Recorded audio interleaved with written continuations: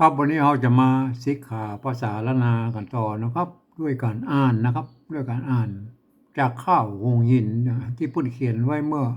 100 ปีที่แล้วแล้วนะครับเห็นไหม2468นะครับเห็นไหมมันก็เป็นภาษาที่มันนั้นกลางเก่ากลางใหม่เนาะก็คืออัน มันบ่เก่าแท้มันบ่ใหม่แท้นะก็โอเคนะไงมะมันเป็นห่วงที่มันกำลังภาษาละนาของเรามันกำลังปรับปรุงมาออกมาเนี่ยไปเรื่อยๆนะไงมะจนมาถึงปัจจุบันนี่มันโอ้ครบเครื่องหมดแล้วครับเห็นไหมทุกอย่างมีสระเสียงสั้นเสียงยาวมีไม่เยาะไม่ขอจ้างมามีอย่างสปะสเปดหมดแล้วนะไงมาโอเคนะไงมะมันมันก็อันกลางเก่าอันเก่าแท้ๆเนี่ยมันเปิ้นอันภาษาละนาเฮายุคเมื่อ400-500 ปีที่แล้วนะที่มันเกิดใหม่ๆนะครับเนี่ย รุ่นที่เปิ้นอันเขียนเป็นแป๊บๆยาน่ะอันนั้นมันบ่มีไม้เหาะไม้ขอจ้างนะครับโอเคแล้วไงมาก็อ่านไปตามบริบทน่ะนะ เห็นไหมมันก็ยังว่ามันก็อ่านยากหน่อยแล้วไงมาแต่รุ่นอัน100 ปีที่แล้วนี่มันเป็นอันรุ่นที่อันก็เริ่มมีไม่เยาะไม่ขอจ้างมาใส่บ้องแล้วเอาโอเคนะมาเริ่มพัฒนามาแล้วครับเราลองไปกอยแล้วนะครับไปกอยนะครับต่อนะครับครับมาถึงนี่นะครับมาถึงนี่แล้วก็เห็นมันเนี่ยบ่ศูนย์เป่าจ้อยนะครับบ่ศูนย์เป่าจ้อยนะครับโอเคแล้วครับ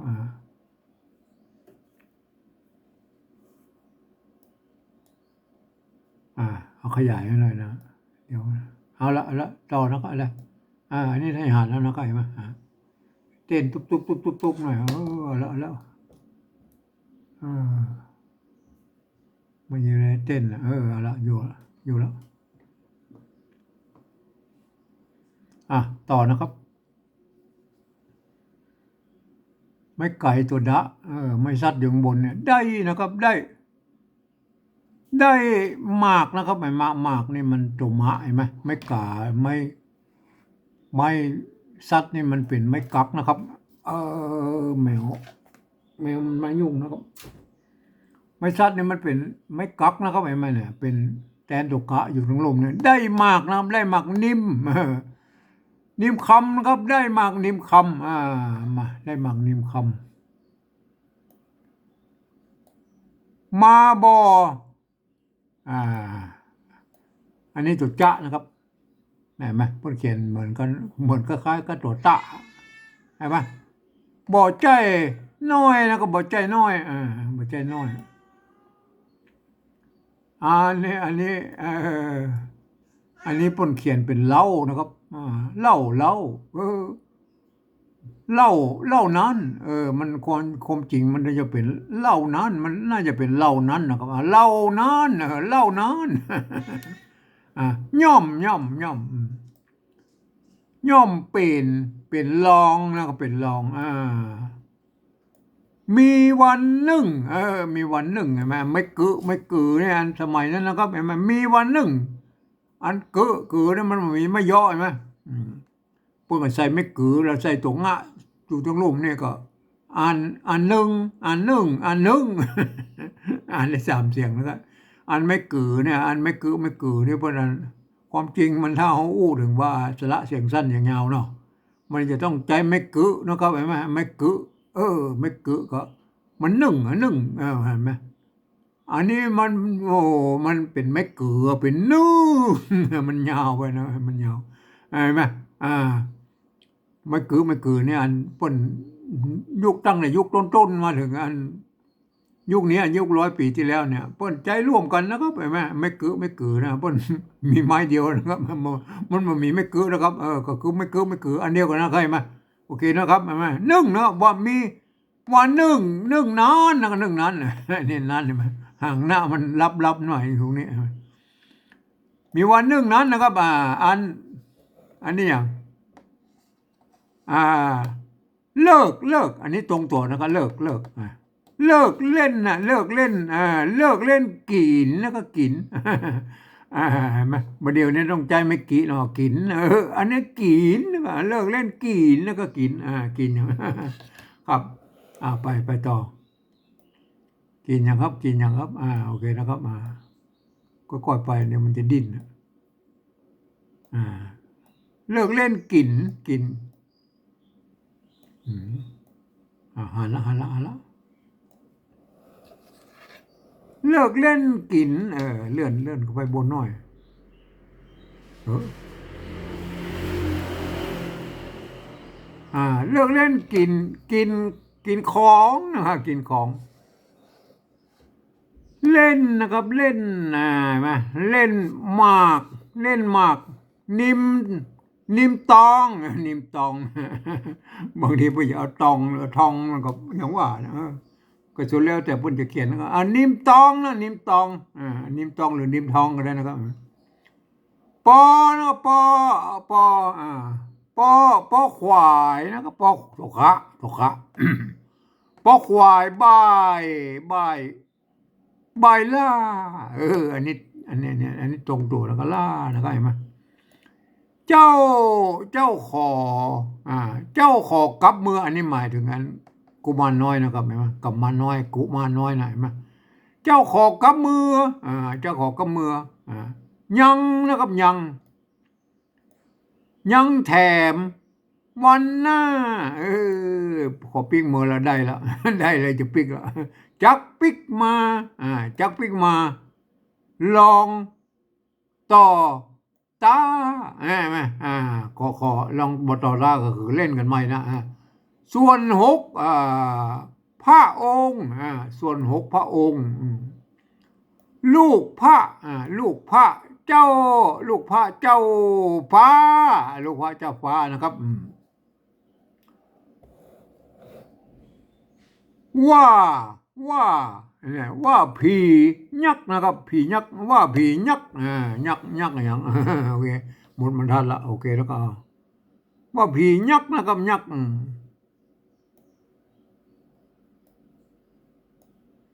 ว่าผียักษ์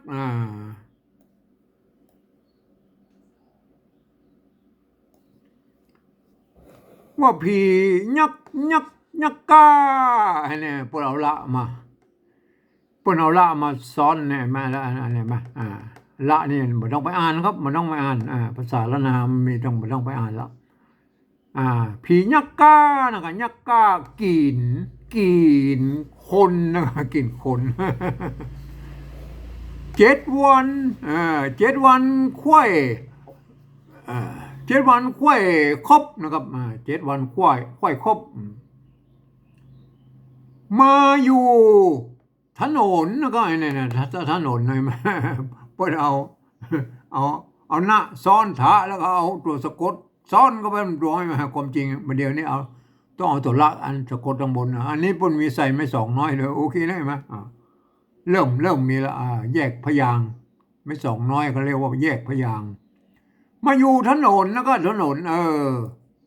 ริมริมกับหิมนั่นแหละหิมวิธีที่โดนวิธีโดนหิมวิธีโดนเอาละอ่านเป็นอันเป็นคำเมืองหน่อยอังวิธีโดนจักเที่ยวจักเที่ยว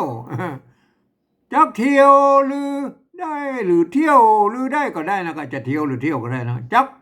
เที่ยวหรือได้เที่ยวก็ไปนั่นแหละไปท่องเที่ยวผ่านไปกันไป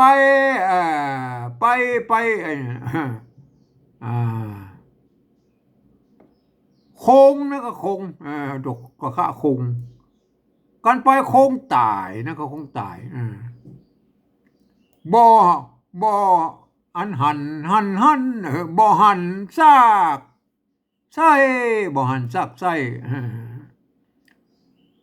วันนี้เตี้ยงวันนี้เตี้ยงแล้วก็เตียงวันนี้เตี้ยงแล้วก็เตี้ยงเมอมอนเมอมอนเมอมอน เมือนะครับเมือมอนเห็นไหมถ้าเป็นอันไตเลือไตยองมันเป็นเมอนะครับเมอนะครับเมออันไตยวนเฮากับเมือนะครับเมือมอนนะเมือมอนอันนี้มันเขียนเป็นเมือมวนเป็นเมือมอนนะครับมันแก้แล้วเอาต่อกันย้อนใส่แล้วอย่าหวังอย่าหวังปิกอย่าหวังปิกงวยนะครับอย่าหวังปิกงวยอย่าหวังปิกงวยคืนมาไม่เก๋อยู่เนี่ยเหมือนคืนมาแล้วมีไม่เก๋เต็มตัวไหมคืนมา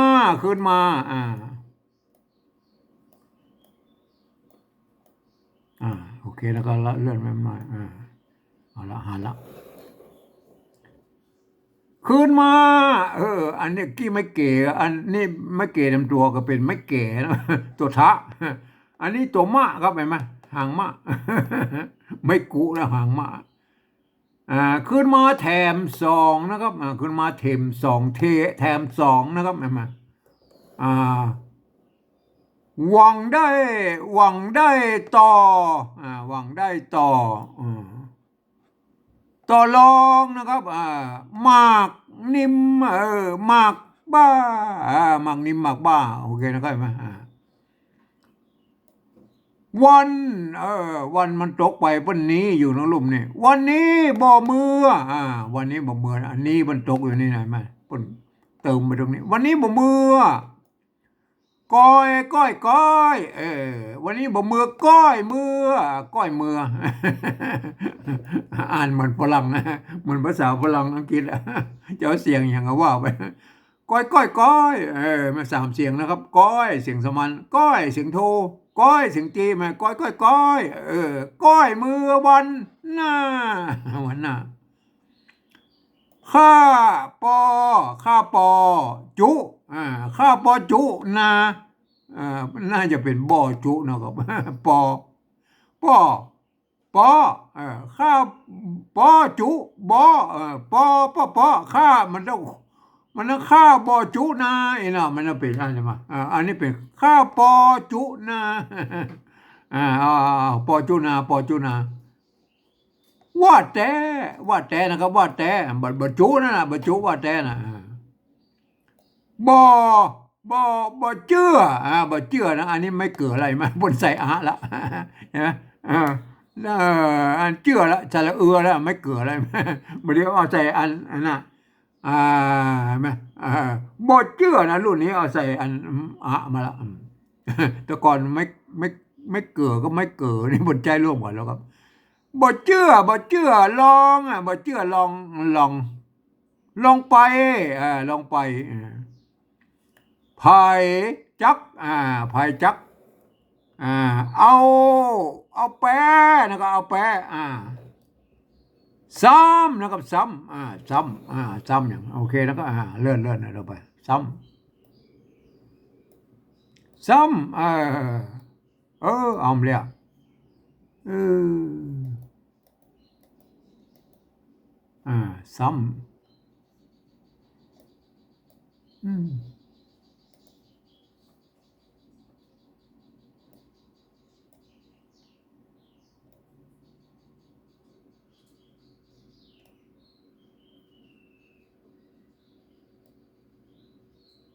เอาละ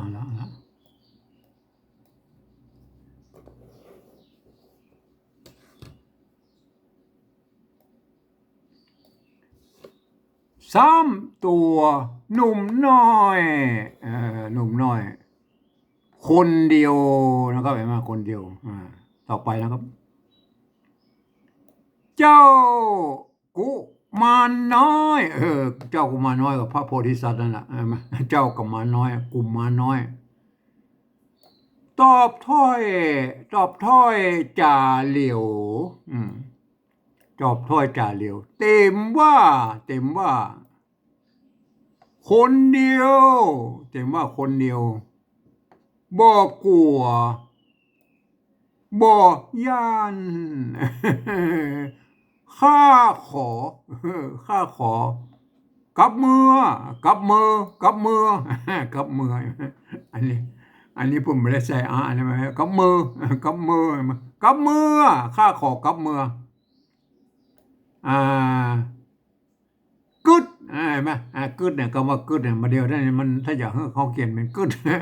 มันจะต้องเขียนเป็นไม่กึนะครับเห็นไหมก็ไม่กึไม่กือสมัยนั้นบนใจร่วมกันนะครับ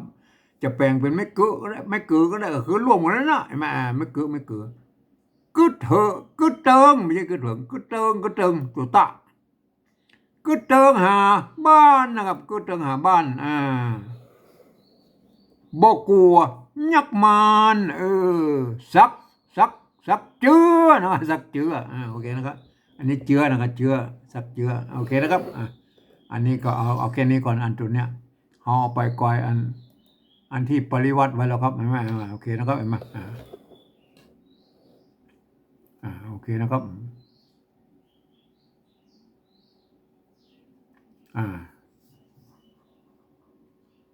ได้มากนิมคำมาบ่ใจน้อยเหล่านั้นย่อมเป็นรอง มีวันหนึ่งนานเลือกเล่นกินของเล่นหมากนิมทองปอควายใบใบล่านะครับปอควายใบล่านะครับเจ้าของกับมืออันนี้เจ้าของอันนี้เนี่ยถ้าจะอันอย่างโมแล้วเจ้าขอไม่ใช่เจ้าของใช่เกินมาแล้วเลยแล้วเจ้าขอโทษทีนะครับมันเกินไปเจ้าขอกับมือนะครับเจ้าขอกับมือก็คือกุมารน้อยนะเปิ้นจะขอปิกบ้านยังแถมบ้านหน้าจักปิกมาลองมาลองต่อตานะครับมาลองต่อตานะครับ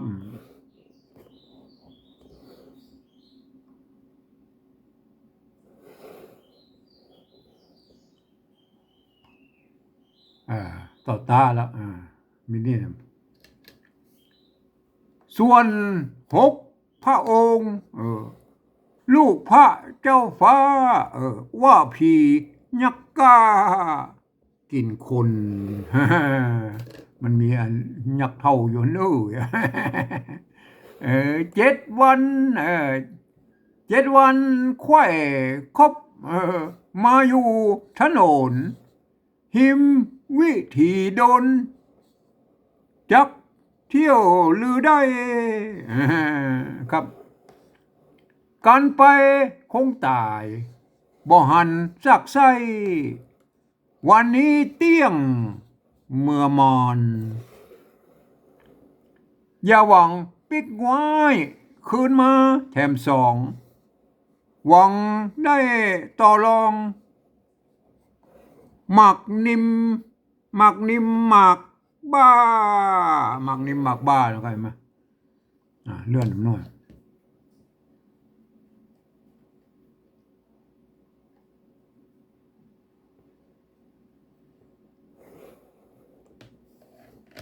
วันนี้บ่มือ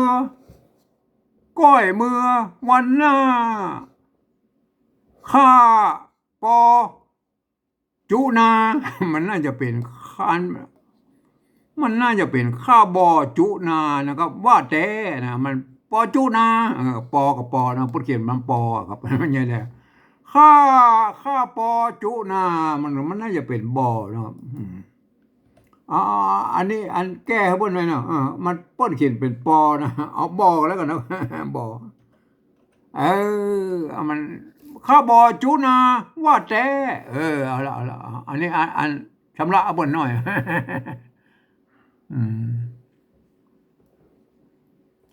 บ่เชื่อลองไปนะครับบ่เชื่อลองไปไผ่จักเอาแปะซ้ำตัวหนุ่มน้อยคนเดียวตัวหนุ่มน้อยคนเดียวไปสู้ยักษ์เจ้ากุมารน้อยเจ้ากุมารน้อยตอบถ้อยจ่าเหลียวเต็มว่าคนเดียว บ่กลัวบ่ย่านครับบ่กลัวบ่ย่านข้าขอกลับเมือ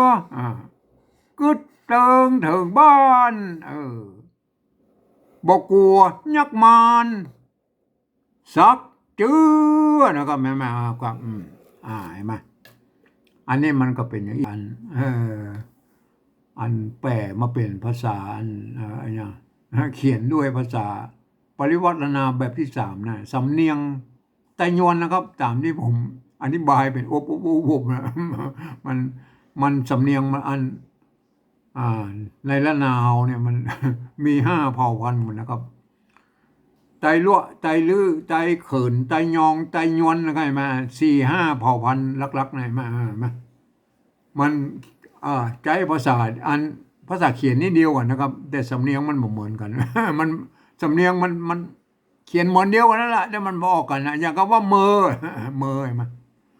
ถ้าเป็นไตยอนต้องอ่านว่าเมื่อใช่ไหมถ้าเป็นไ